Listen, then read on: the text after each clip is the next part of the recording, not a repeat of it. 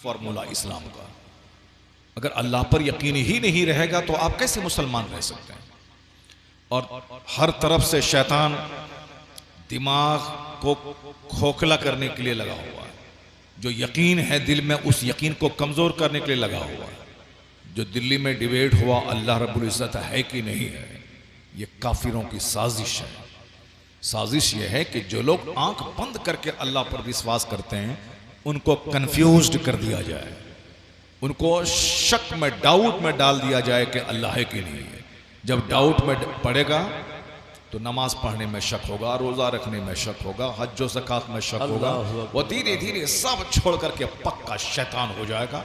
जैसे वो मुल्हिद और बेदीन है वैसे लोग मुल्हिद हो जाएंगे कि नहीं नहीं ये सब कुछ नहीं। जी जी जी, ये मुसलमानों का यकीन कमजोर करने की साजिशें हैं कि रमेश उमेश अगर डिबेट करेगा तो मुसलमान मानेगा नहीं, मुसलमान सुनेगा नहीं। मगर चूंकि एक मुसलमान नाम का आदमी आके डिबेट कर रहा है इसलिए मुसलमान सुनेगा कि भाई ये तो पढ़ा लिखा आदमी है, फिल्म में गाने लिखता है, शायर है ये।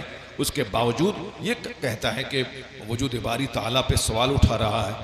तो भले ही डिबेट खत्म हो जाए मगर लाखों आदमी के दिमाग में वो डाउट पैदा करके चला गया। लेकिन जो लोग आलिमों से करीब हैं वो जानते हैं कि इस तरह का बेहुदा सवाल आज से 1000 साल पहले भी हुआ था। यही सवाल कि अल्लाह है कि नहीं। जब अल्लाह ने सबको पैदा किया, अल्लाह को किसने पैदा किया? माअज़ल्लाह। इस पर बाज़ाब्ता तौर पर एक मुनाजरा हुआ था। हजारों लोग जमा हुए थे बगदाद में। उसमें एक दहरिया जिसकी फिक्र पे ये मुल्हिद और दहरिया चल रहा है, वो इसका सरगना चौधरी वो यही कहता था कि कोई खुदा नहीं, दुनिया खुद से बनी है, खुद से ख़त्म हो जाएगी। इमाम आज़म उस दहरिया का चैलेंज कबूल करते हुए मुनाजरे के मैदान में आने वाले थे। आने में जानबूझ के उन्होंने ताख़ीर की। इधर दहरिया खूब साहब चिल्ला चिल्ला के कहने लगा, देखो तेरा इमाम नहीं आ रहा है, नहीं आएगा, कोई दलील इसके पास नहीं है। इसी दरमियान इमाम आज़म तशरीफ ले आए। नारे तकबीर की गूंज में मुसलमानों ने इस्तकबाल किया। इमाम आज़म ने कहा कि हजरत गौर से सुने। और ये दहरिया ने कहा कि आपके आने में ताख़ीर हुई, आखिर क्या वजह है? कहा कि मैं आ रहा था टाइम पे मगर सामने नदी थी, मैं नदी को पार कैसे करता, इसलिए सशोपंज में मैं था कि कैसे पार करूं, कैसे टाइम पे मैं जाऊं। तो मैंने देखा कि अचानक एक दरख्त खुद ब खुद कट गया, उस दरख्त के तख्ते तैयार हो गए, अचानक कश्ती बन गई, फिर उस कश्ती पे मैं सवार होकर इधर आया। दहरिया बोला कि ए लोगों, देखो तेरा इमाम कितना झूठ बोल रहा है। क्या कोई दरख्त खुद से कट सकता है क्या? क्या कोई कश्ती खुद से बन सकती है क्या? कोई तख्ता बगैर बढ़ी के फाड़ा जा सकता है क्या? तो इमाम ने कहा कि ए मुल्हिद, तेरे सवाल का जवाब इसी में है कि जब एक दरख्त खुद से नहीं कट सकता, एक कश्ती खुद से नहीं बन सकती, ये कायनात, जमीन, आसमान, सूरज, चांद, सितारे, इस सब का निज़ाम बगैर बनाने वाले के कैसे बन सकता है, कैसे चल सकता है? यह इस बात की दलील है कि जमीन, आसमान, सूरज, चांद का सिस्टम बताता है कि कोई इसका खालिक है, मालिक है। जब एक घर बगैर गार्जियन के नहीं चलता तो इतनी बड़ी दुनिया बगैर मालिक के कैसे चलती? बेशक बेशक, जिंदाबाद जिंदाबाद। मुल्हिद और दहरिया अपना मुंह सा लेके रह गया, कोई आगे उसका जवाब नहीं बन पड़ा। मुसलमान अपने इमाम का ज़बरदस्त इस्तकबाल करते हुए अपने दीन, ईमान, अकीदे पे पुख्तगी का उन्होंने सबूत दिया। ये भी एक साजिश का हिस्सा है कि मुसलमानों को कन्फ्यूज़न में डाल दिया जाए। मगर हुजूर ने 1400 साल पहले कहा था, जब चारों तरफ दुश्मन रहें, बंदा सुबह मोमिन रहेगा, शाम काफिर हो जाएगा, शाम मुसलमान रहेगा, सुबह काफिर हो जाएगा। वो युबी ओ दीनहु बिअरदिन मिनद दुनिया, लोग दुनिया के बदले में दीन अपना बेच डालेगा। शादी ब्याह में फजूल खर्ची, मकानात की तामीर, अच्छा खाना पीना, दूसरों का मुकाबला करना, गाड़ी, जानवर, खेती बाड़ी, फैक्ट्री, मॉल का मुकाबला, ये बातें इतनी अहम हो जाएंगी कि नमाज, रोजे, हज, ज़कात, मौलाना, मौलवी, दीन की बात, सुन्नतों पे अमल करने की बात, ये बिल्कुल साइड की बातें हो जाएंगी। लोग अपने दीन को दुनिया के बदले में बेच डालेंगे। दुनिया के बदले में अपने दीन को बेच डालेंगे। कुछ भी हो जाए, जन्नत नहीं मिले नहीं मिले, यहाँ माल चाहिए, यहाँ उससे अच्छा घर चाहिए, यहाँ उससे अच्छी गाड़ी चाहिए, उससे ज्यादा पैसा हो ताकि मेरी शादी पूरे गांव की सबसे महंगी शादी हो जाए। लोग दुनिया के बदले में अपना दीन बेच डालेंगे।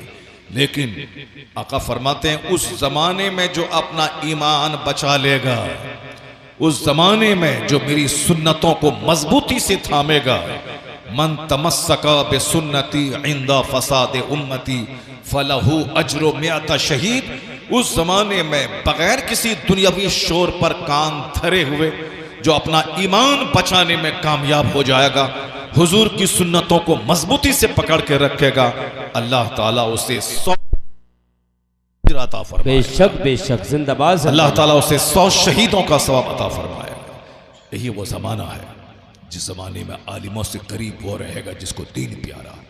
इस जमाने में जलसे से करीब वो रहेगा जिसको दीन प्यारा। इस जमाने में दीन के नाम पे लोग वर्गलाएंगे, नमाज की अहमियत घटाने के लिए कव्वाली और दूसरी चीजों पे, गैर जरूरी चीजों पे जोर देंगे। इस खतरनाक माहौल में आज की तारीख में एक मसलक आला हजरत है जिसमें इल्म, अमल, तकवा, परहेजगारी, दीनियात से जुड़े रहने का जो पैगाम दिया गया है, ये इस जमाने में अगर सही ट्रैक पे चलना है, इधर गए तो अहले बैत की मोहब्बत में अगर पड़ गए, सहाबा की गुस्ताखी किया तो ईमान गया, अगर सहाबा की मोहब्बत में गए, अहले बैत से दुश्मनी की तो ईमान गया। तो मसलक के आला हजरत बताता है कि न सहाबा से दुश्मनी करनी है, न अहले बैत से दुश्मनी करनी है, सहाबा से भी प्यार, अहले बैत से भी प्यार, यही रास्ता सीधा जन्नतुल फिरदौस लेके जाता है। बेशक बेशक जिंदाबाद। वह लोग जो हुसैन, अब्बास, सकीना करते हैं, सिद्दीक अकबर को काफिर कहते हैं। वो कौन हुसैन पर, कौन हुसैन की मोहब्बत है? ये सिद्दीक अकबर को गुमराह कहने वाला, शेखैन करीमैन की तौहीन करने वाला। तो लोग आखिर जमाने में तरह तरह के अकीदे लोग गढ़ लेंगे, सब ख्वाहिशात नफ्स की पैरवी करेंगे, यानी जो जो नफ्स कहेगा उसकी इत्तबा करेंगे। वह तबा हवा, ख्वाहिशात की पैरवी उसने की, जो उसको नफ्स को अच्छा लगेगा। ये मौलाना बोलता है नमाज पढ़ो, नमाज पढ़ना कड़ाके की सर्दी में भी फर्ज है, नमाज छोड़ना हराम और गुनाह कबीरा है। और वो मौली साहब बोला कि अरे वो सब करने की ज़रूरत नहीं है, साल में एक बार जुलूस मोहम्मदी में निकल जाओ, अपने पीर साहब के उर्स में चले जाओ, क़यामत के दिन कोई नहीं बचाएगा, पीर बाबा बचाएंगे। ये बात चूँकि अच्छी लगी, अब जोहर में जाना, असर में जाना, मगरिब में जाना, इशा में जाना, मरते दम तक जाना, कड़ाके की सर्दी में जाना, चिलचिलाते धूप में जाना, बेटे की बारात जाए या बेटी का जनाजा निकले तो भी मस्जिद जाना, कड़ाके की गर्मी में रोजा रखना, चाहे सर्दी हो गर्मी हो, रखना ही रखना है। ये बात मरते दम तक करना है। अब इससे ज्यादा आसान नुस्खा क्या होगा कि साल में एक बार बाबा के उर्स में चले जाओ और वहां से जन्नत का टिकट लेके आ जाओ। ये आसान नुस्खा, इससे बड़ा क्या हो सकता है? इसीलिए लोग दौड़ते हुए माइल हो जाएंगे कि बाबा के उर्स में चादर, गागर, गुस्ले कबर, गुस्ल का पानी, यानी वो हदीस, कुरान, सुन्नत, फर्ज, वाजिब, नमाज, रोजा, तिलावत, इबादत, रियासत सब छोड़ करके कबर को धोना, उसका पानी पीना, और वो तो साल में एक दिन करना है और साल भर तक के लिए जन्नत की ठेकेदारी उसको हो गई, नफ्स की पैरवी होगी। इसलिए कहा था हुजूर ने, मैं दो चीजें छोड़ के तेरे पास जा रहा हूं, तेरे पास से जा रहा हूं, एक है कुरान, एक है मेरी सुन्नत। एक है मेरा कुरान, अल्लाह का कलाम, और एक है मेरी सुन्नत। इन दोनों को मजबूती से थामे रखना, तुम गुमराही से बच जाओगे। और एक जगह कहा था कि यह मेरी अहले बैत है, इसको मजबूती से थामे रखना। क्या मतलब? अहले बैत को नजराने देना, अहले बैत अतहार अगर नाचे कूदे तो तुम भी शरीक हो जाना। नहीं नहीं, जो रसूल का नहीं है वो हमारा कैसे हो सकता है? रसूल पाक की औलाद कहलाने वाला अगर वो कहता मैं सैयद हूं, सैयद कहते कहते मर जाए वो, हम उसे कभी सैयद नहीं मानेंगे जब तक कि वह मुस्तफा के तरीके पर नहीं हो। अगर वो हुजूर के खिलाफ है तो इस्लाम बरहमनवाद का मजहब नहीं है कि बरहमन ही पूजा करेगा, चाहे वह ज़िना करे, शराब पिए, दाढ़ी मोछ मूंड दे, पंडित जी वही होगा। ये इस्लाम वो नहीं सिखाता। अगर कोई सैयद ज़ादा कहलाता है, नाम के साथ सैयद और आले रसूल का टाइटल है, मगर वो शरीयत के खिलाफ बोलता है, कुरान हदीस के खिलाफ बोलता है, तो हमारे लिए वो कौड़ी का तीन कुछ नहीं है।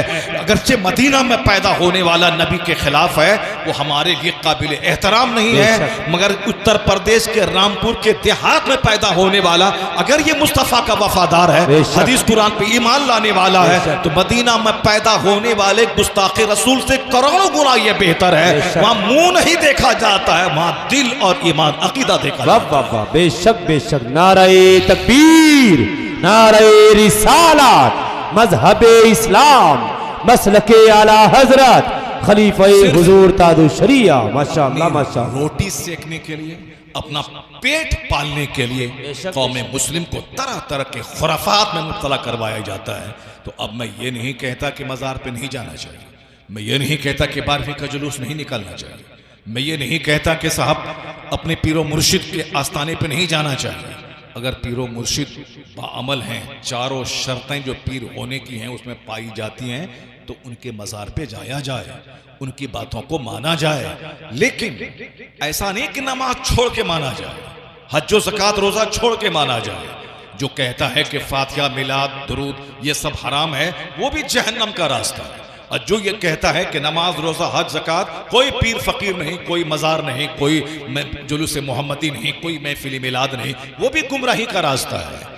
यही है इस दौर में मसलके आला हजरत कि नमाज भी होगी, नियाज भी होगी, रोज़ा भी रखा जाएगा, जुलूस मोहम्मदी भी निकाला जाएगा, मस्जिद भी जाया जाएगा 5 टाइम, और साल में एक बार बुजुर्गों के मज़ार पे भी जाया जाएगा।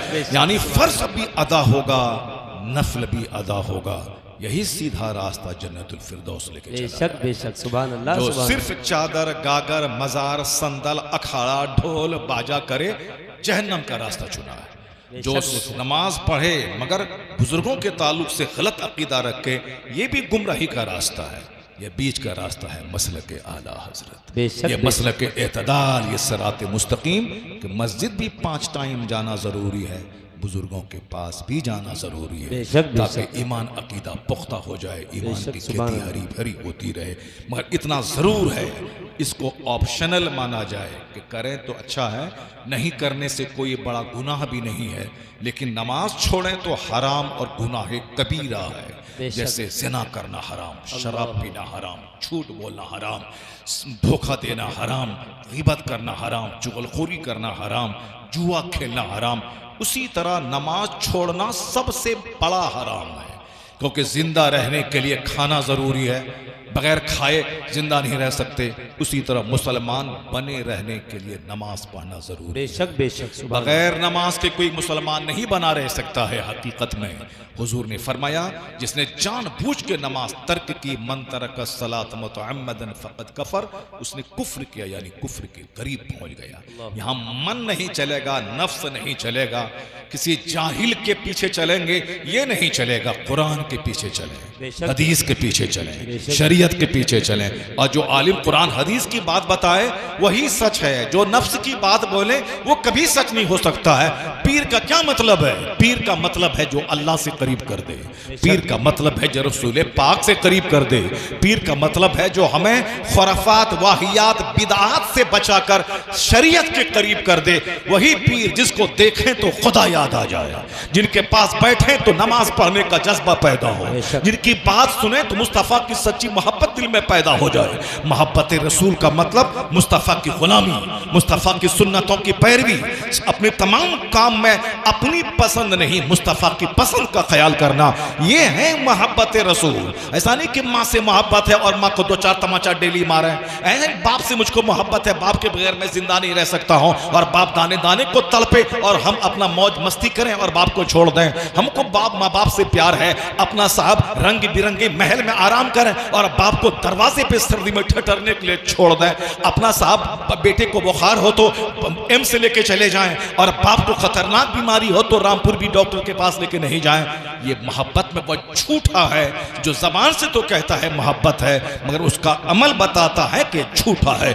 उसी तरह जो बोले हमको मोहब्बत रसूल, इश्क इश्क मोहब्बत, इश्क मोहब्बत, और बाकी चेहरा मोहरा काफिरों जैसा, लिबास काफिरों जैसा, सुबह से लेकर शाम तक सारे अहवाल काफिरों जैसे, जैसा शादी ब्याह की सारी तकरीबात काफिरों जैसी, काफिर भी नाचे ये भी नाचे, काफिर भी फजूल खर्ची करे ये भी फजूल खर्ची करे, काफिर भी एक लड़की वालों से 50-50 लाख रुपए मांगे और ये मुस्तफा का गुलाम कहलाने वाला ये भी सारा सामान लड़की वालों से ले, तो इसमें और काफिर में क्या फर्क रह जाएगा? पता ये चला ये दावे मोहब्बत रसूल में झूठा है, इसका काम मुस्तफा की सुन्नत के मुताबिक नहीं है, बल्कि जो काम नबी की सुन्नतों को लिए हुए रहे। नबी को क्या पसंद था, नबी को क्या चीज पसंद थी, नबी कैसे रहते थे, उनकी बेटी की शादी कैसे हुई, वो अपने अहबाब के साथ कैसे रहते थे, हुजूर के घर में किस तरह का सिस्टम था, अगर वो धीरे धीरे सारा सिस्टम नाफिज कर रहा है तो लोग वो जबान से भले ही कुछ ना बोले, उनका कैरेक्टर बोलेगा ये मुस्तफा का गुलाम है, ये दीवाने मुस्तफा। बेशक बेशक, जिंदाबाद जिंदाबाद, नारे तकबीर,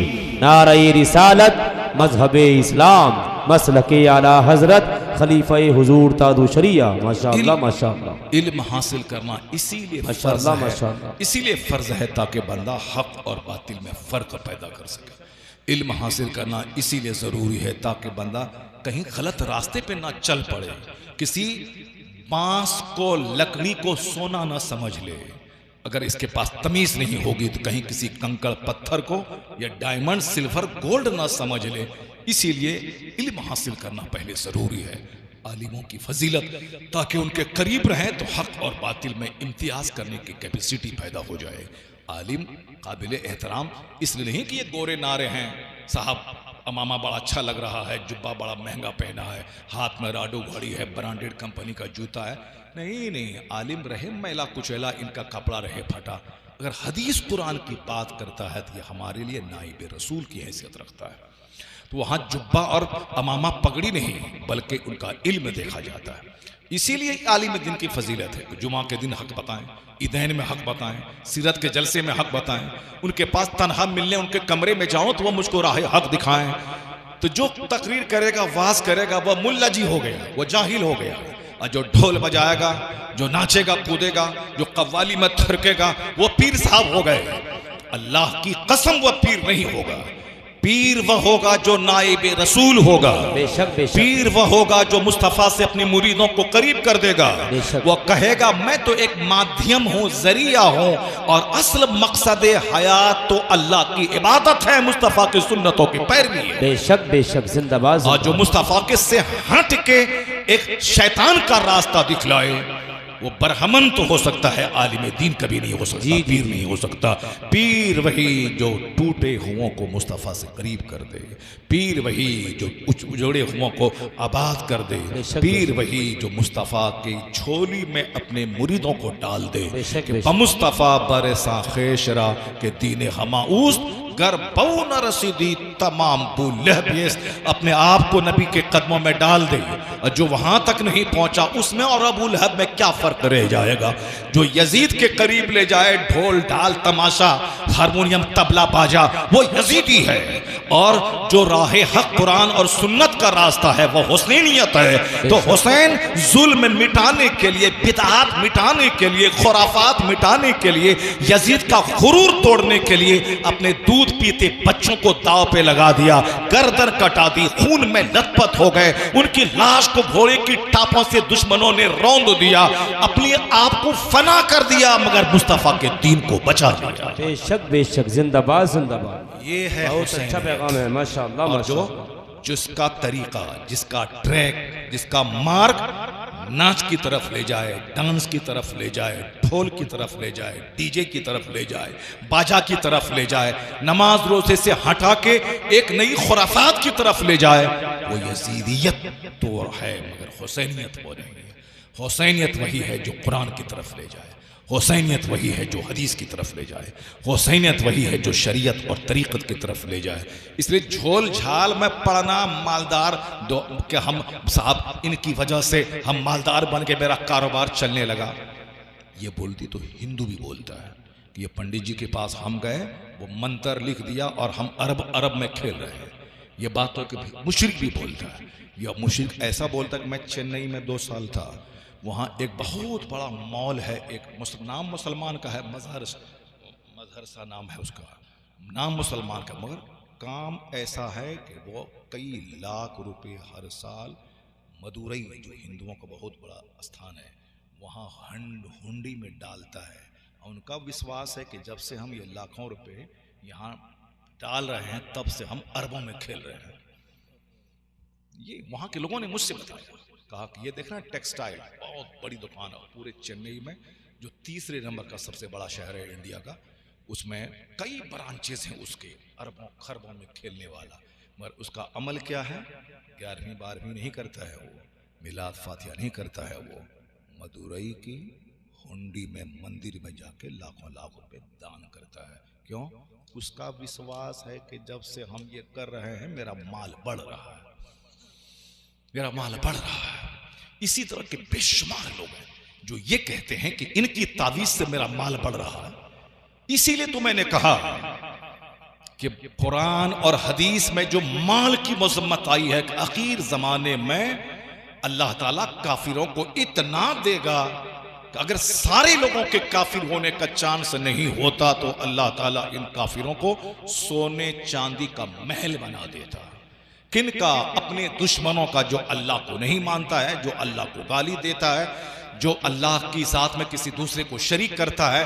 वलौला अन यकूना अन्नासु उम्मतन वाहिदा लजअलना लिमन यकफुरु बिर्रहमान लिबुयूतिहिम सुकुफम मिन फिद्दा व मारिजा अलैहा यज़हरून व लिबुयूतिहिम अबाबन व सुररन अलैहा यत्तक़ऊन व ज़ुख़रुफ़ा व इन कुल्लु ज़ालिका लम्मा मताउल हयाति दुनिया वल आखिरतु इंद रब्बिका लिल मुत्तक़ीन। इसीलिए कहा जाता है कि कुरान में जीवन दान है, कुरान में इक्सीर हयात है, कुरान में सारे प्रॉब्लम्स का सॉल्यूशन है। बंदा को सबसे ज्यादा कुरान पढ़ना चाहिए, उसके बाद हदीस पढ़नी चाहिए, फिर उसके बाद और दूसरी सारी चीजें पढ़नी चाहिए। लेकिन यहां कुरान ही नहीं पढ़ता। कुरान में इस आयत में क्या कहा गया? अगर सारे लोगों के काफिर होने का चांस नहीं होता तो अल्लाह अपने दुश्मनों को, बागियों को, काफिरों को इतनी दौलतें दे देता, उनके मकान की छतें, उनके मकान के दरवाजे, उनके मकान का फर्नीचर सब सोने चांदी की बना देता अल्लाह अपने दुश्मनों को। क्या मतलब? दुनिया इतनी जलील है, दुनिया जीफा व तालिबुहा किला, ये दुनिया मिस्ले मुर्दार के, उसके तलबगार कुत्ते हैं। जैसे कुत्ता मरा हुआ गोश्त खाता है, रीछता है मरे हुए जानवर पे, उसी तरह जिसको जन्नत प्यारी नहीं, अल्लाह प्यारा नहीं, रसूल प्यारे नहीं, वही दुनिया की दौलतों पे कुत्ते की तरह मुर्दार पे रीछता है। जन्नत मिले ना मिले, माल मिले, दोज़ख मिल जाए मगर दुनिया में माल मिले, अल्लाह रसूल मिले ना मिले, माल मिले। उसकी मिसाल बुजुर्गों ने दी है। ये दुनियादार उसी कुत्ते की तरह हैं जो मुर्दार पे रीझ रहे हैं। दुनिया जीफतुन व तुल्लाबुहा किला, ये दुनिया मिस्ल मुर्दार के है। इसलिए कभी ये मत बोलना, हाँ अगर आलिम रब्बानी की दुआ से माल मिल गया, अगर नेक लोगों के वजीफा बताने से माल मिल गया और कोई हराम तरीके से नहीं मिला, नमाज रोजा छोड़ के नहीं मिला, नमाज रोजे के साथ मिला, तब ये कहना बेपनाह शुक्र और एहसान खुदा का कि इस नेक बंदे की दुआ से मेरी गरीबी दूर हो गई, मेरा काम आसान। बेशक बेशक, सुभान अल्लाह सुभान अल्लाह। ये है। अब ऐसा नहीं कि साहब ये बंदा दुआ किसकी कबूल होगी? जो नेक आदमी होगा, जो तहज्जुद पढ़ेगा, इशराक पढ़ेगा, चाश्त पढ़ेगा, अव्वाबीन पढ़ेगा, कुरान पढ़ेगा, हदीस पढ़ेगा, दूसरों को कुरान हदीस की बात बताएगा। और जो कुरान नहीं जानता है वो क्या बताएगा? जो हदीस नहीं जानता वो क्या बताएगा? इसीलिए वो बोलेगा ये मौलवी मोल्ला जाहिल 10 रुपया के चक्कर में साहब ये घूमने वाला, ये क्या जानेगा? असल में तो वो अंदर का इल्म है जो हमारे पास मौजूद है। इसी तरह के ड्रामे की बातें ये सारे लोग करते हैं। कुछ नहीं, मौलवी मुल्ला के बारे में तुम अगर ने शान घटाई तो याद रखना तुमने मुस्तफ़ा की हदीस की तौहीन तुमने की, क्योंकि हुजूर ने कहा है इन्नल उलमा वरसतुल अंबिया, उलमा अंबिया के नाइब होते हैं। आलिम दीन वो होते हैं जब रास्ते से चलते हैं तो समंदर की मछलियां दुआ करती हैं, सुराखों की चूटियां दुआ करती हैं। जो लोगों को भलाई की बात सिखाते हैं उनके लिए जमीन और आसमान के बीच जितनी चीजें हैं सब बख्शिश की दुआ करती हैं। ये हदीस पाक में आया है। ऐसा नहीं कि कोई अपनी तरफ से कोई बातें बोली जा रही हैं, ये हदीस में आया है। मगर ये आलिमों के शान इसीलिए घटाते हैं कि मौलवी तो हक बोलेगा, और हक बोलेगा तो हमारा पर्दा फाश हो जाएगा, हम जब जलील हो जाएंगे तो फिर वो 2 पैसा कहाँ से मिलेगा। इसलिए पब्लिक नमाज से करीब ना हो, आलिम से करीब ना हो, हज ज़कात से करीब ना हो, शरीयत से करीब ना हो, वरना हमको कौन पूछेगा। जब यह जान लेगा कि जो आलिम नहीं है वो पीर नहीं हो सकता, फिर तो हमारी किली खुल जाएगी, मैं बेपर्दा हो जाऊंगा। इसलिए तुम जाहिल रहो ताकि तुम इनके करीब नहीं जाओ, और तुम मेरे करीब रहो, और फिर तुम अंधकार में डूबे रहो। माल दो ताकि मेरा काम बनता रहे, तुम जहन्नम क्यों न चले जाओ। आला हजरत फाजिल बरेलवी कहते हैं कि पीर कामिल की 4 शर्त है। सुन्नी सहीहुल अकीदा हो, दूसरी शर्त है कि वो आलिम हो जो जन्नत का रास्ता जानने वाला हो, तीसरी शर्त है कि मुत्तकी परहेजगार हो, चौथी शर्त है कि उसका सिलसिला हुजूर सल्लल्लाहु अलैहि वसल्लम तक मुत्तसिल हो, नसबन नहीं, नसब में हुजूर के खानदान से हमें नहीं, बल्कि आका अलैहिस्सलाम से लेकर इन तक हुजूर ने उनको खिलाफत दी, उसने उनको खिलाफत दी, ये तसलसल के साथ इन तक मुत्तसिल हुआ सिलसिला। वहां कोई अंसारी, कोई जोलाहा, कोई तुर्क, कोई पठान, कोई शेख नहीं देखा जाएगा। इन्ना अकरमकुम इंदल्लाहि अतकाकुम, कुरान कहता है तुम में सबसे ज्यादा इज्जत वाला वो है जो जितना ज्यादा अल्लाह से डरने वाला है। ला फदला लि अरबिय्यिन अला अजमी वला लि अजमिय्यिन अला अरबी वला लि अस्वद अला अबयद वला लि अबयद अला अस्वद इल्ला बित्तक़वा। हुजूर की माने कि दुनियादार की माने, हुजूर कहते हैं there will be no any superiority for an Arab over a non Arab, यानी किसी अरबी को अजमी पर कोई सुपेरियरिटी नहीं, किसी गोरे को काले पर कोई फौकियत नहीं। जो ईमान लाएगा, मुत्तकी होगा, वही काबिल एहतराम। जब साफ फॉर्मूला है तो फिर वहां जहालत और इलिटरेसी के लिए क्या दखल है।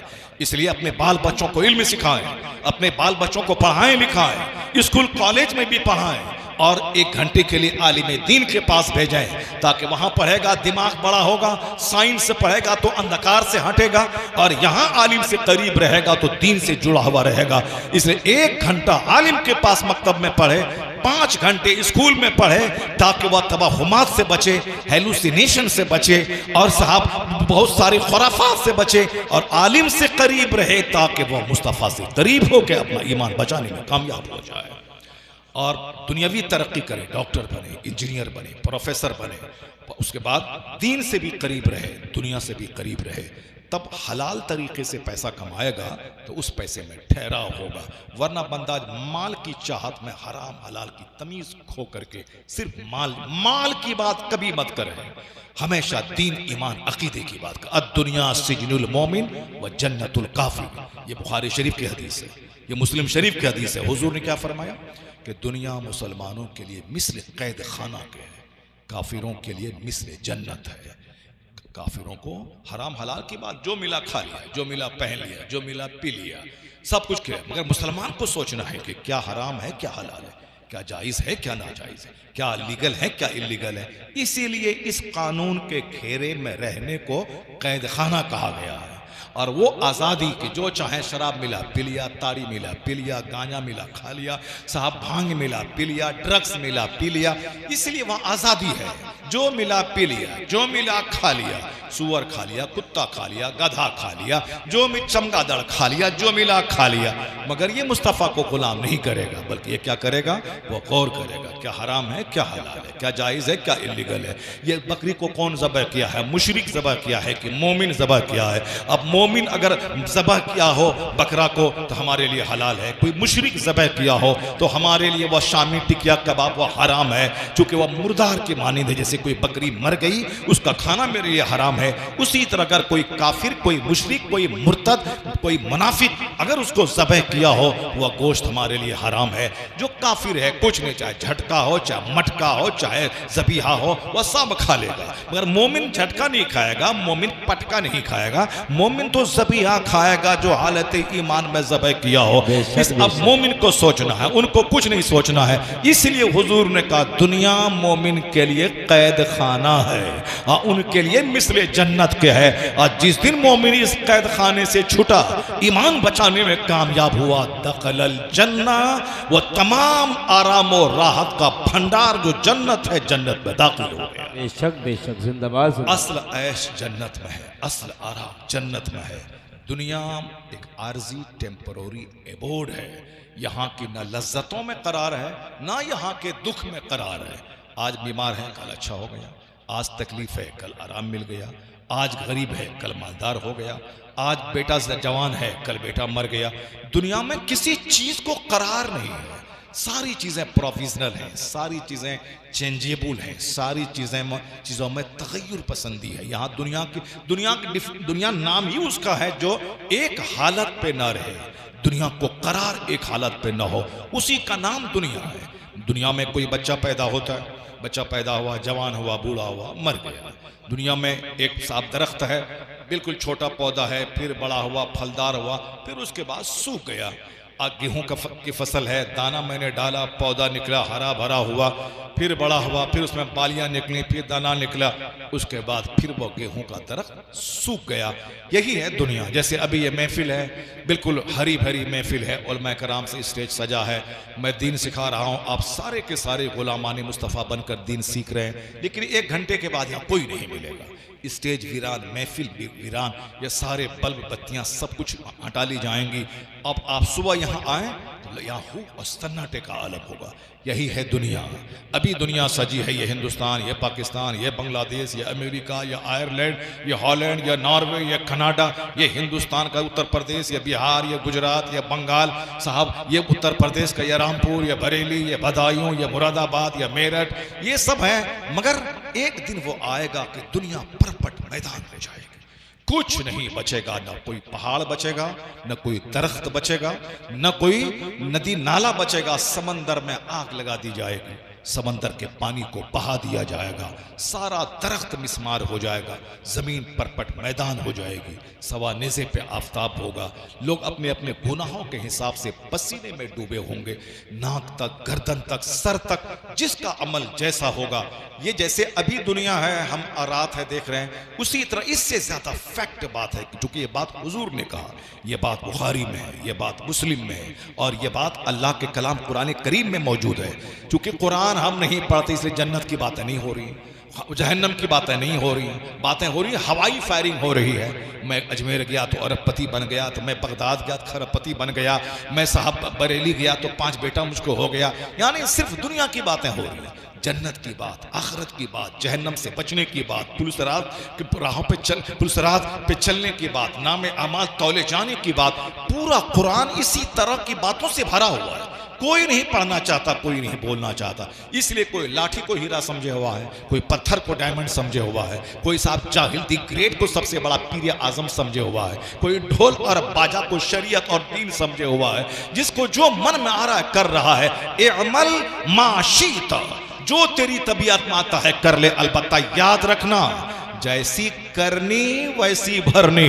कयामत कायम होगी, वहां तुम्हारी जबान को सील्ड कर दिया जाएगा और पूछा तेरा हाथ बोलेगा क्या काम लिया, पांव बोलेंगे किधर चला, पेट बोलेगा इसमें कौन सा हराम या हलाल डाला, ये आंख बोलेगी इस आंख को कहां कहां दौड़ाया गया, या ब्रेन बोलेगा कौन सा निगेटिव ख्याल यहां परोसा गया। ये सारे पार्ट्स गवाही देंगे, जबान को अल्लाह सील्ड कर देगा।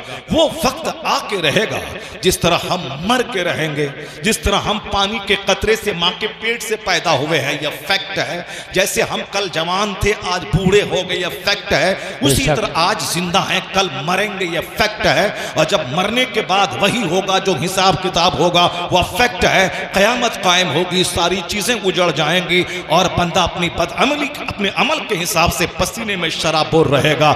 एक दिन वहां का 50,000 साल के बराबर होगा। यह भी फैक्ट है। झूठ नहीं है, और जो बोले झूठ है वो मुसलमान नहीं है। तो दुनिया में जैसा करे मगर वहां बच नहीं पाएंगे, उसका तो सामना करना पड़ेगा। दुनिया में सोने चांदी का घर नगलिया आकिल में बना लें, कितने दिन तक 60 70 80 साल तक रहेंगे, उसके बाद फिर छोड़ के कब्रिस्तान चले।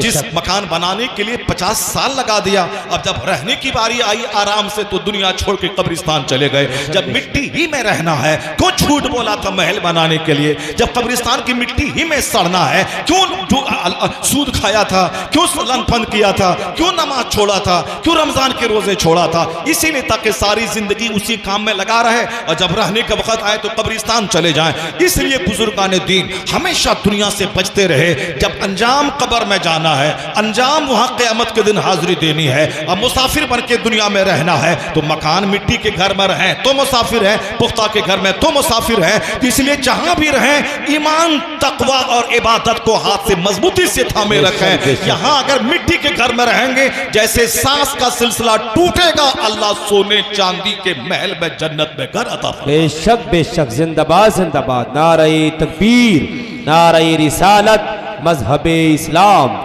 मसलके आला हजरत खलीफा हुजूर तादू शरिया। माशाअल्लाह माशाअल्लाह, यही है हदीस में, यही है शरीयत में। बेशक बेशक, मन नहीं चलेगा कि हमारे मन में ऐसा आ रहा। जी जी, जो हदीस में है, जो कुरान में है, वही बात सच्ची। अब जरा गौर से सुनिए जो बातें मैं कर रहा। उस खतरनाक वक्त में जबकि दुनिया परपट मैदान हो जाएगी, 7 खुशनसीब लोग हैं जिनको अल्लाह अपने अर्श का साया नसीब करेगा। माशाअल्लाह। सबअतुन युज़िल्लुहुमुल्लाहु फी ज़िल्ली यौम ला ज़िल्ला इल्ला ज़िल्लु। बुखारी शरीफ में आई, जो कुरान के बाद सबसे मोतबर किताब है। जी जी, नौजवानों गौर से सुनना, ये कव्वाली की महफिल नहीं है कुरान हदीस बयान करने की। बेशक बेशक बेशक बेशक, इसलिए ढोल बाजे वाला कल्चर छोड़ो, जी जी जी, हदीस कुरान के पढ़ने वाला कल्चर अपना। बेशक बेशक, माल जमा करना है चाहे जहां से मिले, काफिराना कल्चर छोड़ो। माल चाहिए मगर हलाल से चाहिए। बेशक बेशक, मकान चाहिए मगर हलाल का मकान चाहिए।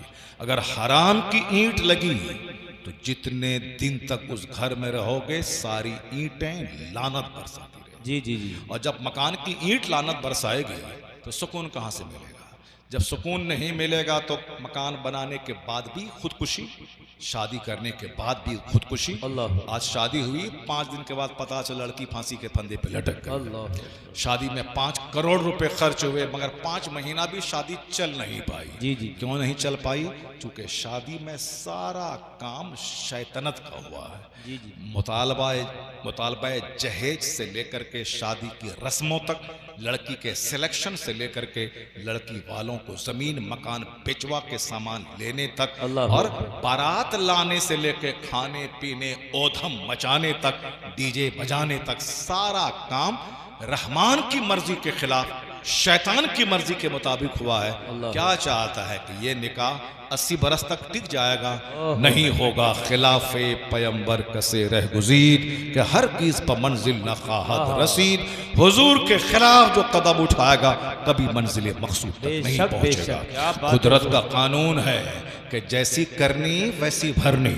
आम के पेड़ से सेब नहीं निकलता, लहसुन के पेड़ से प्याज नहीं निकलती, जी जी, खजूर के पेड़ से संतरा नहीं निकलता, धान रोप कर वहां से मकई की फसल नहीं निकाली जा सकती। जैसी जमीन वैसी फसल, जैसा दरख्त वैसा फल, जैसा बीज वैसा पौधा। ऐसा नहीं होता कि चलें पूरब और पहुंच जाएं काबा, नहीं होगा।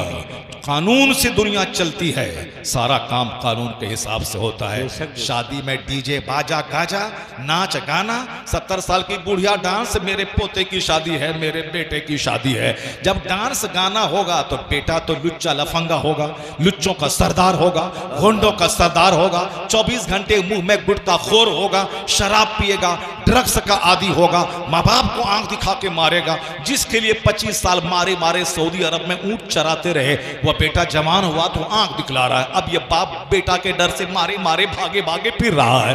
बेटी के यहाँ जा रहा है, दामाद के यहाँ जा रहा है, अब यहाँ बहू मारने दौड़ रही, बेटा मारने दौड़ रहा है। कैसा? जैसी जमीन वैसी फसल, जैसा दरख्त वैसा फल, जैसी शादी की तकरीब वैसा उसका रिजल्ट हम तो सामने देखते हैं। जब माँ थी फातिमा ज़हरा, रात भर सजदा, एक नफल सजदे में सहर हो जाए, और बाप दिन भर जिहाद और रात भर सजदा। जब बाप थे मौला अली, माँ थी फातिमा ज़हरा, तब बेटा हसन और हुसैन पैदा हुआ।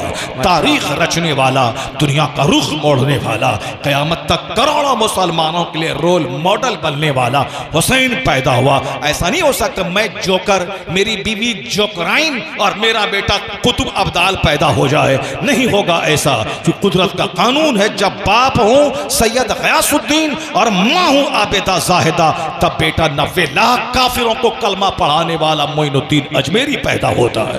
कानून है कुदरत का, जब बाप हूं सैयद मूसा सालेह जंगी दोस्त और माँ हूं सर से लेके पांव तक नेकी का पुतला, तब बेटा वलियों का सरदार अब्दुल कादिर जिलानी पैदा होता है। और जब बाप हूं सैयद अली अहमद बुखारी और माँ हूं राबे असर सैयदा ज़ुलेखा, तब बेटा निज़ामुद्दीन देहलवी पैदा होता है। और जब बाप हूं मुफ्ती नकी अली खान जो, और जब माँ हूं तहज्जुद गुजार, तब बेटा करोड़ों मुसलमानों का इमाम अहमद रजा खान पैदा होता है। और जब बाप हूं इमाम अहमद रजा खान और माँ हूं परहेजगार तहज्जुद गुजार, तब बेटा 1.5 करोड़ कमोबेश मुरीदों का मुर्शिद मुफ्ती आज़म हिंद मुस्तफ़ा रजा खान पैदा होता है। और जब दादा हूं हुज्जतुल इस्लाम के काफिर देखे तो कलमा पढ़ ले, नाना मुफ्ती आज़म हिंद फांसी देखे तो मुत्तकी हो जाए, अब बाबा मुफस्सिर आज़म हिंद जो करोड़ लाखों मुरीदों के हुजूम में मुरीद से एक पैसा नहीं मांगे, और फिर माँ ऐसी हूं जो अपने जेवर को जरूरत पड़े तो बेचकर मंजर इस्लाम के मुदर्रिसिन की तनख्वाह का इंतजाम करे। तो इसी कोख का बच्चा 10 करोड़ मुरीदों का मुर्शिद बरहक अख्तर रजा का अजहरी ताजु नारे तकबीर, नारे रिसालत, मजहबे इस्लाम, मसलके आला हजरत, फैजाने आला हजरत, खलीफे हुजूर ताजु शरिया, खतीब आज़म हिंदुस्तान। माशाअल्लाह माशाअल्लाह। सिर्फ ड्रीम देखने से काम नहीं होता, सिर्फ सपना देखने से काम नहीं होता। मैं डीएम बन जाऊं, मैं प्रोफेसर बन जाऊं, मैं उत्तर प्रदेश का वजीर आला बन जाऊं, ऐसा सपना देखने से काम नहीं चलता। जी जी जी जी, बल्कि रियलिटी से करीब होकर सोचना पड़ता है। ड्रीम्स हो दिमाग में, और बाकी हाथ पांव उस ड्रीम्स को साकार करने के लिए मेहनतों में लगा हुआ। यही इस्लाम सिखाता है। हम लोग सोचते हैं कि मज़ार पे जाके बैठ जाएं, उसके बाद हम जो है साहब अरबपति बन जाएं, डीएम बन जाएं, ये बन जाएं। नहीं होता ऐसा। बाबा चाहेंगे तो सब हो जाएगा, बाबा चाहेंगे तो सब हो जाएगा, बाबा चाहेंगे तब ना होगा। बाबा ऐसा थोड़ी चाहेंगे कि तुम मस्जिद में मत जाओ, नमाजी न बनो, नेक बनो, और जो चाहो सब हो जाए मिल जाए। नहीं होता है, बाबा नहीं चाहते वो, चूँकि बाबा 40 बरस तक इशा के वजू से फजर पढ़े हैं, वो उसी को देख के खुश होते हैं जो फजर पढ़ के उनके मज़ार पे आया हो, जो जोहर पढ़ के मज़ार पे आया हो, असर पढ़ के मज़ार पे आया हो, जो फजर जोहर असर छोड़ के मज़ार पे गया हो। बाबा कब्र के अंदर नाराज होते हैं। वही नाराजगी है कि करोड़ों कमाने के बाद चेहरा सूखा है, करोड़ों कमाने के बाद घर बर्बाद हो रहा है, अरबों कमाने के बाद घर में मन नहीं लग रहा है। कभी मसूरी, कभी नैनीताल, कभी डल झील, कभी कश्मीर, कभी साहब थाईलैंड की राजधानी बैंकॉक, कभी मलेशिया, कभी सिंगापुर, कहाँ कहाँ नहीं जा रहे हैं लोग घूमने के लिए, दिल बहलाने के लिए। नई नई शादी हुई, कहाँ है, चलो मसूरी चलो, नैनीताल चलो, नहीं कहीं तो अजमेर चलो। अब अजमेर में न जोहर है, न असर है, न मगरिब है, ना ईशा है। रात में गए बाबा के मज़ार पे, बाबा नई नई शादी हुई है, करम कर दीजिए कि बेटा हो जाए 9 महीने के बाद। अब वहाँ न जोहर है, न असर है, न मगरिब है, अब पापा बेटा दे दीजिए। और जब यहाँ 9 महीने के बाद बेटा हो गया, बोलता कौन बोलता है मौलवी साहब के अजमेर में कुछ नहीं मिलता, देखो मेरा बेटा मिल गया, बाबा हमको दे दिया। तो ठीक है बाबा बेटा दे दिया, तो ये बातें तो तुमसे ज़्यादा वो मुशरिक भी बोलता है कि हम गोरखधाम गए, हम वहाँ गए, हम वहाँ गए, हमको ये बेटा हो गया, ये लंबा लंबा बाल है, वहीं वहीं जा करके मिन्नत हम पूरी करेंगे क्योंकि बाबा ने हमको दे दिया है। ये बात वो भी बोलता है। तो तुम जोहर असर मगरिब छोड़े बोले बाबा तुम अगर नहीं भी जाते अजमेर तो भी बेटा मिल जाता। लाखों करोड़ों लोग हैं जो किसी दरगाह पे नहीं जाता है फिर भी उनके पास 5 बेटा है। लाखों करोड़ों आदमी है जो किसी मजहब को नहीं मानता फिर भी उनके पास 50 लाख की फॉर्चूनर है। हजारों करोड़ों लोग हैं जो किसी मजहब पे विश्वास नहीं करता, उनके पास खरबों की दौलत, 1,000 बीघा जमीन उसके पास पड़ी हुई है। तो तुम इस बात से फिर तुम कहता है कि साहब बाबा ने हमको ये दे दिया वो दे दिया। बाबा ने अगर आखिरत दे दी, अगर जन्नत दे दी, अगर बाबा ने नमाज रोजे की पाबंदी दे दी, अगर वहां गए फजर पढ़ के गए, जोहर पढ़ के गए, असर पढ़ के गए, ईशा पढ़ के गए, उसके बाद कहा कि बाबा मैं आपका गुलाम हूं, मैं ईशा पढ़ के फजर पढ़ के आया हूं, बस दुआ कर दें। इधर से नमाज गई, इधर से सजदा गया, इधर से इनकी मेहनत गई, उधर बाबा का हाथ कब्र में उठा तो फिर वहां रहमतों का नुज़ूल हो जाता है। तो सजदे के साथ जो औलाद मिले, रोजे के साथ जो औलाद मिले, ईमान अकीदे के साथ जो मुरादें पूरी हो, वही अकीदा हक है, वही बरहक है। इस्लाम छोड़ के नमाज छोड़ के कुछ मिले वो तो काफिरों को भी मिल जाता है। इसलिए ए मोमिन, दौलते दुनिया दौलते दीन के साथ अगर दुनिया भी मिल जाए तब कहना ये अल्लाह का करम है, ये अल्लाह का फजल। बेशक बेशक, जिंदाबाद जिंदाबाद, वाह वाह वाह वाह। अगर दुनिया लुटा के कुछ मिले तो कुछ नहीं। अब जरा गौर से सुनो, एक बात कुरान की, एक बात हदीस की, उसके बाद मैं तकरीर ख़त्म कर देता हूँ। इशारे इशारे में दुनिया भर की बहुत सारी बातें मैंने बता दी, इशारे इशारे में करोड़ों बातें मैंने बता दी, और जो समझने वाले के लिए बहुत बड़ी बातें हो गई, नहीं समझने वाले के लिए कुछ नहीं है। जो खाली मुंह देखता रहा, मुंह खोलता रहा, उसके लिए कुछ नहीं है। करोड़ों बातों की एक बात, कुरान शरीफ की एक बात और हदीस की एक बात, अल्लाह तबारक व तआला का कलाम। कुरान शरीफ में एक जगह आया है हजारों मसले का हल, हजारों कंफ्यूजन का सॉल्यूशन। क्योंकि आज लोग कहते हैं ना अजमेर के बाबा किस दिन करामत दिखाएं जब हिंदुस्तान के 40 करोड़ मुसलमान डूब जाएंगे, मर जाएंगे, मस्जिदें टूट जाएंगी, सारी प्रॉपर्टी मेरी ख़त्म हो जाएगी, तब बाबा करामत दिखलाएंगे क्या? इस सवाल का जवाब जी। और लोग ये कहते हैं कि काफिरों के लिए तो जहन्नम है ही, इसीलिए दुनिया में थोड़ी सी उछल कूद, नाच गाना, रौनक, बहार, मकान, गाड़ी सब है, क्योंकि अंजाम उसका आग है। और ये जो गुलामान मोहम्मद है इनका अंजाम जन्नत है। बेशक बेशक। इसीलिए इनको दुनिया में कभी खाने की तकलीफ, पीने की तकलीफ, नौकरी की तकलीफ, बाल बच्चे की तकलीफ, सेहत तंदुरुस्ती की तकलीफ, अल्लाह कहता है बस सब्र करना, 100 साल के अंदर ही तुमको मर जाना है। और ये 100 साल 1 सेकंड है, 1 सेकंड सब्र करना, ईमान बचा के रखना, मुत्तकी बन के रहना, जैसे ही सांस का रिश्ता टूटे जन्नत की सारी बहारें तुम्हारे लिए। बेशक बेशक। ये बात मेरी नहीं है, कुरान में अल्लाह फरमाता है ज़ुय्यना लिल्लज़ीना कफ़रुल हयातुद दुनिया व यस्खरून मिनल लज़ीना आमनू वल्लज़ीना तक़ौ फ़ौक़हुम यौमल क़ियामा। अल्लाह कहता है सूरह बकरा में है पहले पारे में कि दुनिया की जिंदगी अल्लाह ने काफिरों के लिए सजा दिया है। ये मुसलमानों को देखकर हंसते हैं, they laugh at believer. The life of this world has been decorated for disbeliever. काफिरों के लिए दुनिया की जिंदगी सजा दी गई है और वो मुसलमानों को देखकर हंसते हैं। मेरी गुर्बत का मजाक, मेरी कसरत औलाद का मजाक, मेरी टूटी हुई दीवार का मजाक। और हमारे लोग भोले भाले सीधे साधे होते हैं, पेच पाच आगे पीछे नहीं जानते, इसलिए भोले भाले फंस जाते हैं। हमारी सादगी का मजाक ये सब उड़ाते हैं। हमारे पास अच्छे लीडर की कमी है, हमारे पास अच्छे सूझबूझ वाले की कमी है, फंस जाते हैं वहाँ जाकर के। एक अच्छा वकील नहीं मिलता है, एक अच्छा बैरिस्टर नहीं मिलता है, एक बंदा है चिल्लाता रहता है, कोई दूसरा साथ देने वाला नहीं है। हमारे यहाँ अच्छे लीडर, अच्छे बैरिस्टर, अच्छे लायर की कमी है। मेरा केस, मेरी वक्फ का केस, प्रॉपर्टी का केस लड़ेगा कौन? कपिल सिब्बल जी लड़ेंगे।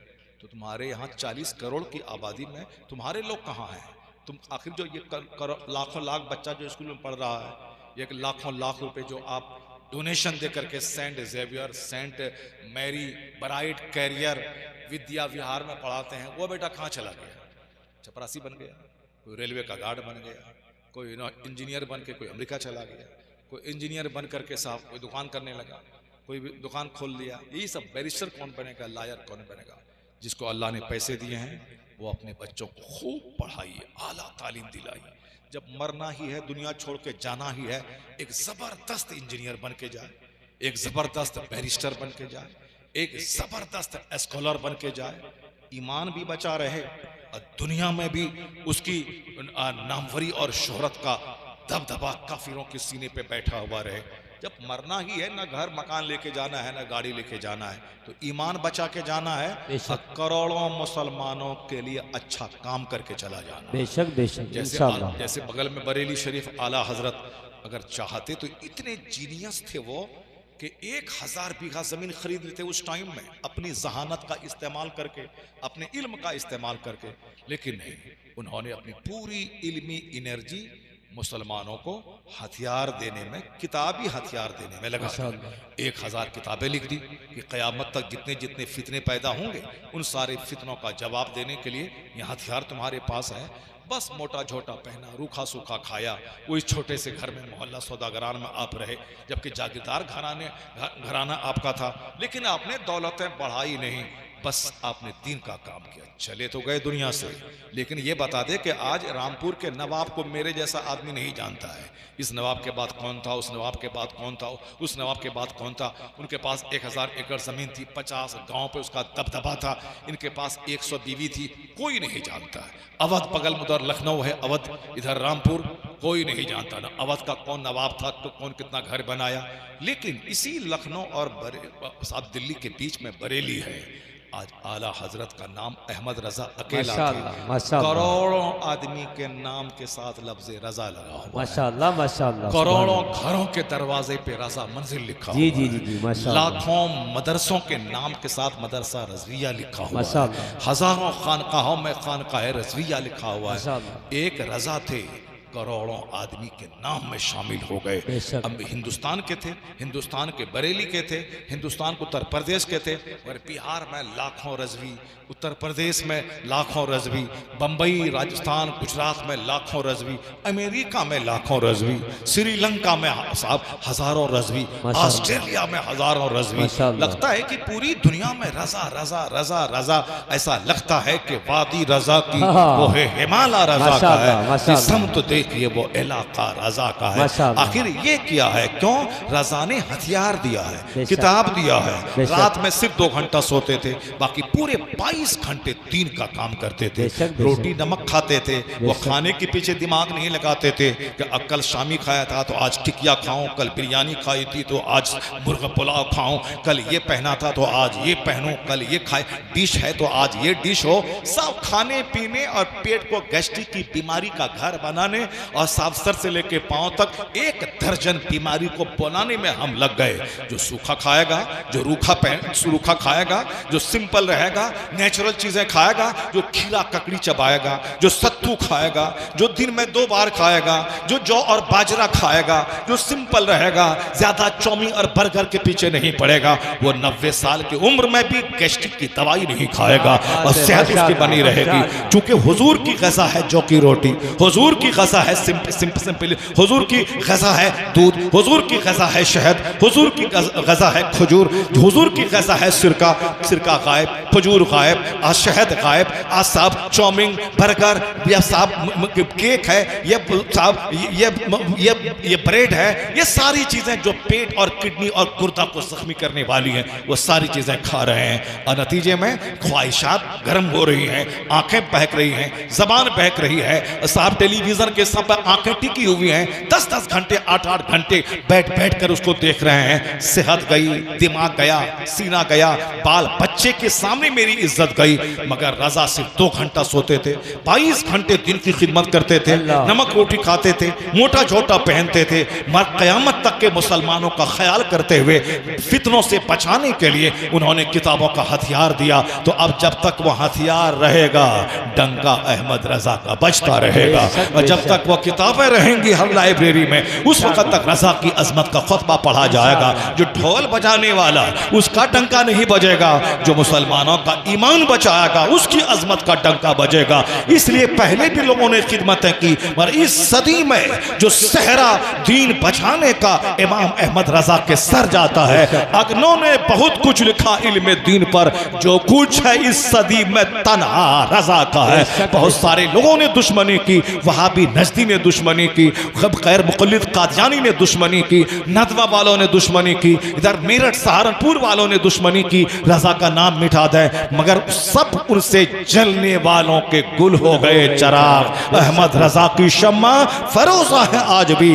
आप भी मोटा झोटा पहनिए, रूखा सूखा खाइए, ज्यादा ख्वाहिशात में दिमाग को मत लगाइए, और आने वाली नस्लों को इतना पढ़ाइए कि आप मर जाएं, आपका बेटा दीन से करीब रह के जब बैरिस्टर बने तो लोग कहें ये किसका बेटा था, ये किसका पोता है, ये किसका नवासा है। तो आप मर जाएंगे, आपका नाम दुनिया में होता रहेगा। तो नवाबों का नाम नहीं चलता, अहमद रजा का नाम चल रहा है। क्योंकि जो जमीन खरीदा औरत के पीछे पागल रहा, उसको उनकी औलाद भूल गई, और जो दीन के पीछे रहा, दीन को बचाया। आज मेरे जैसे करोड़ों लोग हैं जो अहमद रजा की अजमत का झंडा उठाए। बेशक बेशक, इश्क मोहब्बत, इश्क मोहब्बत, इश्क मोहब्बत, इश्क मोहब्बत। अजमत आला हजरत, फैजान आला हजरत, शान आला हजरत। माशाअल्लाह माशाअल्लाह माशाअल्लाह माशाअल्लाह। A man who dedicates his life for the sake of Allah, Allah gives him name, Allah gives him fame, Allah gives him popularity। जो अपनी ज़िंदगी अल्लाह के दीन के लिए सुपुर्द कर देता है, अल्लाह उसे इज़्ज़त देता है, मकबूलियत देता है, शोहरत देता है। मुझको सिर्फ 1 घंटा बोलना था, मगर 1 घंटा से ज़्यादा मैं बोल गया। और अभी हमारे अहबाब सब कहते हैं कि 1 घंटा से ज़्यादा नहीं बोला जाए, क्योंकि अभी ताज़ा आप अभी बीमारी से उठे हैं, और अभी तो आपको 6 महीने तक आराम करना था, मगर आप बयानात के सिलसिले में सफ़र करने लगे, और आप बयान भी करने लगे। घंटा 1.5 घंटा 2 घंटा बयान कर रहे हैं आप। मैंने कहा ठीक है, अगर मौत आ जाएगी तो आ जाएगी, कम से कम अल्लाह का जिक्र करते हुए तो मौत आ जाएगी। अल्लाहु अकबर, अल्लाहु अकबर। घर में बैठे भी मौत आएगी, जिक्र करते हुए मौत आएगी। बेहतर है वह मौत जो जिक्र इलाही में आ जाए, बेहतर है वह मौत जो कुरान हदीस पढ़ते पढ़ाते हुए आ जाए। अल्लाह तबारक व तआला ने सेहत दी, तो आप इस सेहत को खाने पीने सोने में नहीं बल्कि दिन की खिदमत में लगा दिया जाए। अब ये अतहर बाबू नगलिया आखिर में फ़लाँ की शादी है, बस आपको आना है। मैं चूँकि अच्छा लड़का है और फिर दुनियादारों से करीब रहने के बावजूद दीन और सुन्नियत से जुड़ा हुआ है, आलिम दीन की इज़्ज़त है। एक फ़ोन जाता है, फ़ौरन ओके कर देते हैं। 4 महीना 5 महीने पहले दावत मिलती है। कोशिश करते हैं कि अल्लाह सेहत आफियत दे, ताकि आपके सामने आप लोगों को देखता हूँ, जब आप बैठ के खिताब सुनते हैं, हदीस कुरान की बात सुनते हैं, तो मेरा सीना बाग बाग हो जाता है। क्योंकि इस ज़माने में कोई सुनने वाला नहीं है, बस आप कवाली सुनने वाला है, या फिर उससे जो थोड़ा बचा हुआ नात सुनने वाला है। ये हदीस कुरान की बात कौन सुनने वाला है? नगलिया आकिल वालों पे एक ख़ास करम है बुज़ुर्गों का कि यह लोग महफिलें भी बहुत ज़्यादा करते हैं, जलसे भी ज़्यादा करते हैं, और अपने आलिमों को बोला कि दीन सीखते हैं। जी। मगर इतना सिर्फ कर लें कि बस आप ये ठान लें कि मैं होटल चलाता हूँ, मैं बिरयानी बेचता हूँ। बिरयानी बेच कर अगर मैंने अपने बेटे को डीएम बना दिया, अपने बेटे को बैरिस्टर बना दिया, अपने बेटे को टीचर बना दिया, क्या बात है, तो मेरा बेटा बिरयानी नहीं बेचेगा, मेरा बेटा कलम चलाएगा, खानदान का नाम रोशन करेगा। माशाअल्लाह माशाअल्लाह। आप बिरयानी बनाइए, आप होटल चलाइए, और आपका बेटा बिरयानी नहीं बनाए, वो कलम चलाए। जी। आपका बेटा लॉयर बने, बैरिस्टर बने, हाकिम बने, डीएम बने, ब्लॉक डेवलपमेंट ऑफिसर बने, आपका बेटा स्कूल का टीचर बने, कॉलेज का प्रोफेसर बने। जी। अब पढ़ाने से ताल्लुक़ रखे, तब खानदान का नाम ऊँचा होता है। अभी राजस्थान इलाके में एक गाँव है जिसमें अक्सर लोग IAS ऑफिसर हैं, माशाअल्लाह, हम लोग चर्चा करते हैं उसका। उत्तर प्रदेश में ही उधर आजमगढ़ इलाके में एक गांव है जिसमें कहा जाता है कि 50 से ज़्यादा IAS ऑफिसर हैं। साहब लोग उस गांव को देखना चाहते हैं, कहते यही गांव है जहां 50 से ज़्यादा IAS ऑफिसर हैं। जैसे हमारा नगलिया आकिल में मेरा मदरसा जहां है बिहार में, वहाँ 5-6 मुरादाबादी बिरयानी की दुकान है। कहाँ के हो? नगलिया आकिल। कहाँ के हो? नगलिया आकिल। कहाँ के हो? नगलिया आकिल।